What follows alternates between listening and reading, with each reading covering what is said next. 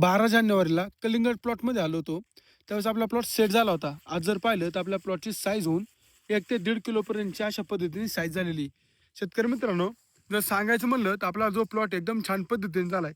परंतु आपला जो प्लॉट आहे त्याला आता भुरी आणि डावणीचा प्रादुर्भाव दिसू लागला आहे. त्याचप्रमाणे पांढऱ्या माशीचा प्रादुर्भाव दिसू लागला आहे. त्यासाठी आज आपण एक स्प्रे घेणार आहोत. स्प्रे घेत असताना शेतकरी मित्रांनो, ज्यावेळेस प्लॉट आहे त्याला सायंकाळी किंवा सायंकाळी किंवा सकाळी स्प्रे घ्यायचा आहे. स्प्रे घेत असताना 20 लिटरच्या पंपासाठी आपण घेणार आहोत लुना 15 ml. त्याच्यासोबत घेणार आहोत 20 लिटरच्या पंपासाठी 20 ml सिमोडिस.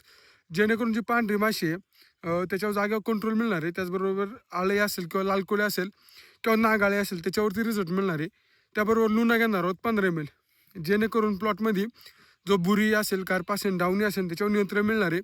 त्यानंतर शेतकरी मित्रांनो, आपल्या प्लॉटला चांगल्या पद्धतीने साईज होण्यासाठी, प्लॉटची वाढ चांगल्या पद्धतीने होण्यासाठी एकरी 13,085 एकरी 5 किलो आपण प्लॉटला पाण्यातून देणार आहोत. त्याच्यासोबत आपटेक 2 लिटर सोडणार आहोत. जेणेकरून आपला जो प्लॉट आहे त्याचा जो पॉईंट आहे तो लांबणार आहे.